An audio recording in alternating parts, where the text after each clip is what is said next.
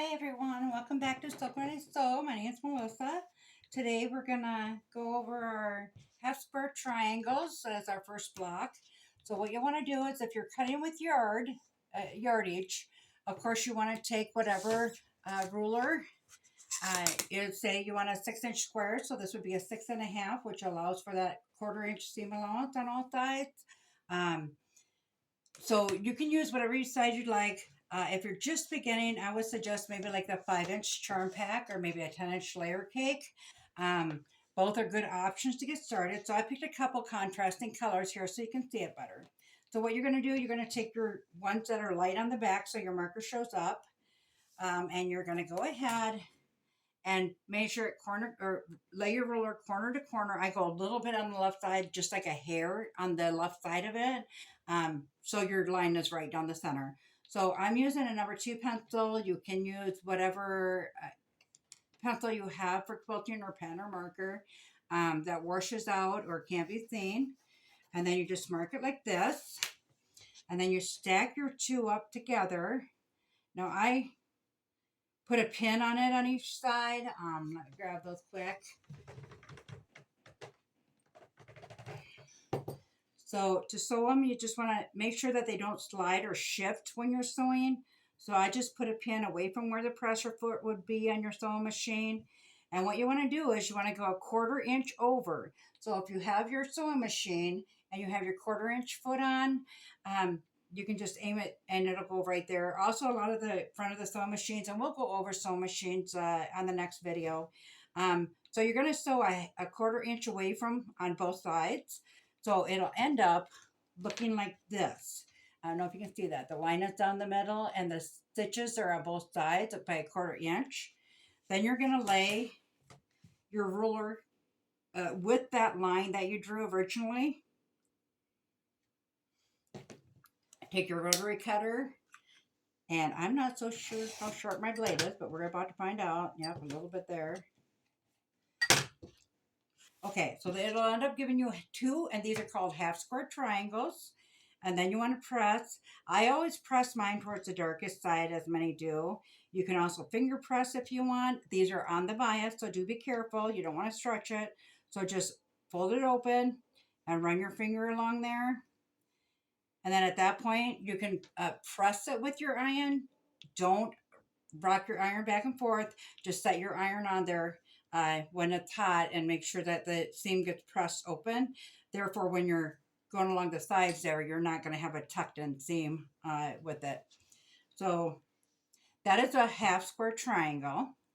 So that is how you make those. Those are really basic blocks. And I got a few items here that show you just how you can use a half square triangle. That's what it looks like when it's pressed. And you'll have these little dog ears here. That's what they call these little pieces that stick out. And then you just clip them off with the scissors, which I was not very prepared.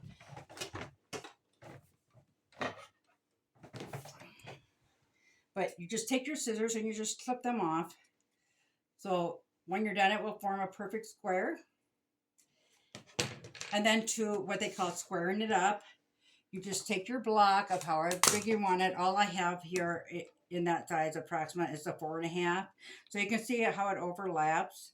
And because this is just a scrap, it's nothing important, I'm going to go ahead. You just line up you can see the line going down the center. You line that up with that center seam going down your square. So this actually is probably about a 5-inch square. But once you get your seam lined up with that line, then you're just going to go ahead and you're going to trim up all the sides of your block. Whoop.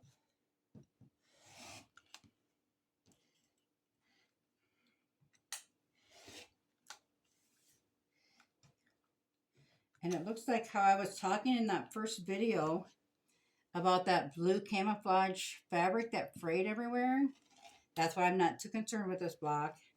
I have some of that blue camouflage fabric in here, and I'll show you.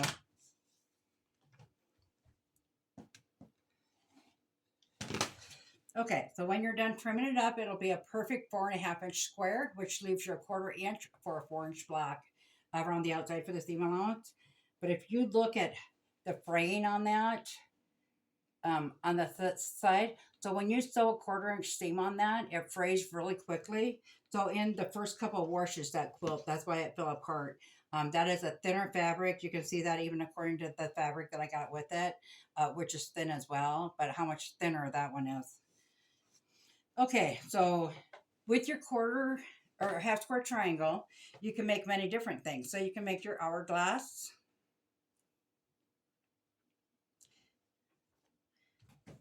And these are just in different colors.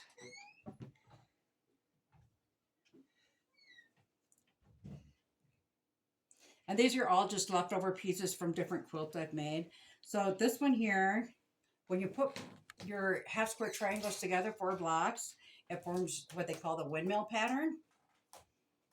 So you got the 4 lights and the 4 darks. And those make really nice quilts as well. So there's a couple different ones. These are a couple I messed up on.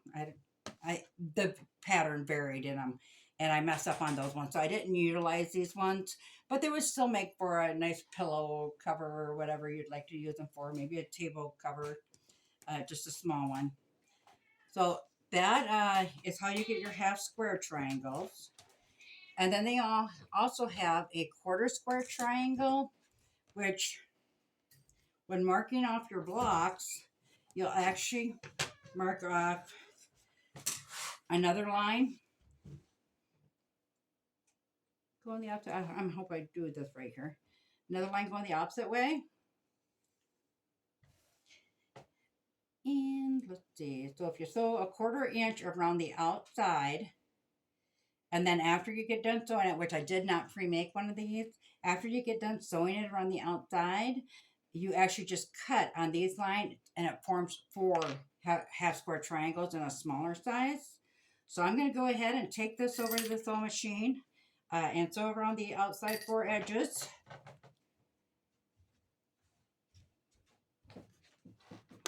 Let me see if I can bring you with me here.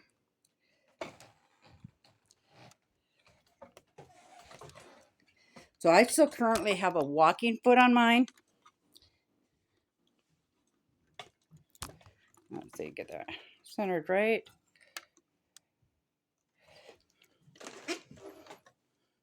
So then you would just put, I know where my 1/4 inch is according to how I got it set.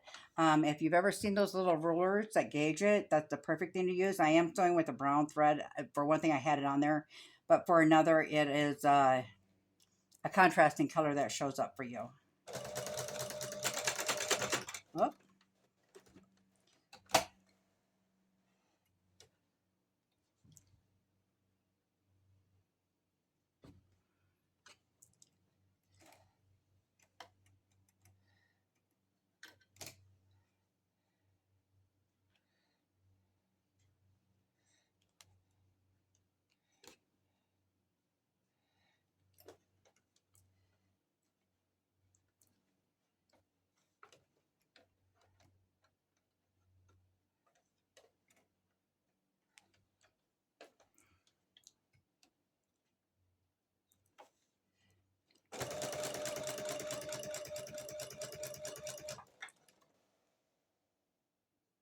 Huh.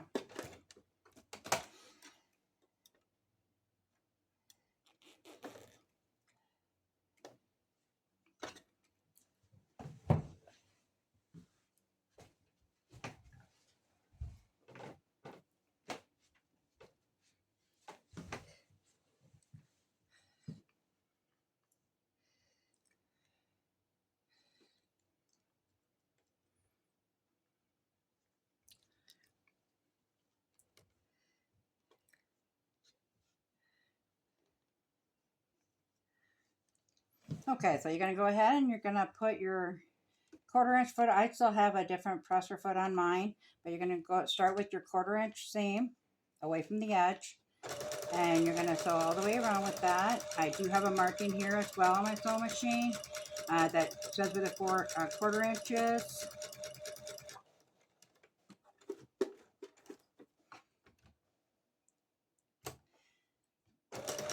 As you can see, it's not perfect.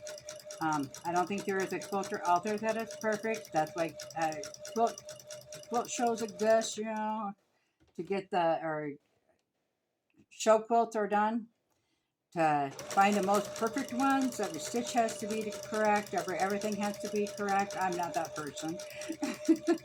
I sew for fun and for family and as a hobby more than anything.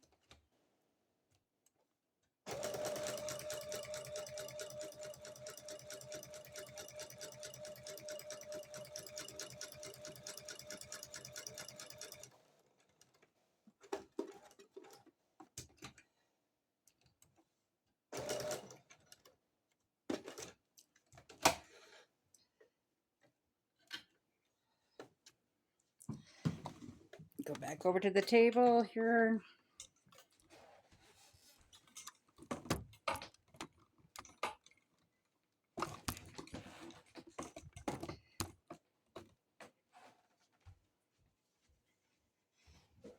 Okay, so once we get it all sewed around all four sides, then we're going to go ahead and lay our ruler back on here and line it up with those lines. Take our rotary cutter, and without lifting it, you're going to go ahead and turn and cut the other way.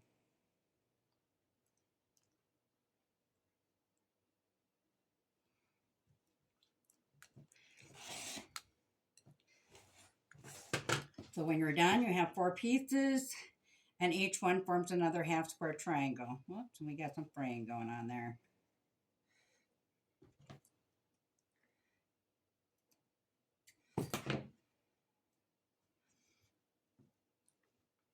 So today was half square triangles. So if you want to get whatever fabric you have together and go ahead and give that a try. Like I said, you can cut your square out with cardboard, cereal box or something like that. That works good. I just trace it onto your fabric. If you're just starting out and don't have everything yet, just trace it onto your fabric, whatever fabric you got, and then use your scissors and cut around it to get your squares. That is how I actually started off. It's just cutting all my squares. I didn't make nothing but a totally square quilt, so just a bunch of squares basically. But that'll give you a little starter point where you can get started on your half square triangles. And be sure, if you enjoy this and want to continue to learn how to get started in quilting, go ahead and subscribe to the channel, give it a thumbs up, and meet me back here next week, and we'll be going over a couple other kinds of squares. So there's today we did 4, I think them are probably about a 3-inch square. Yep, 4 3-inch squares and 2 5-inch squares with just that little bit of sewing. All right, thank you much. You have a good day. Bye-bye.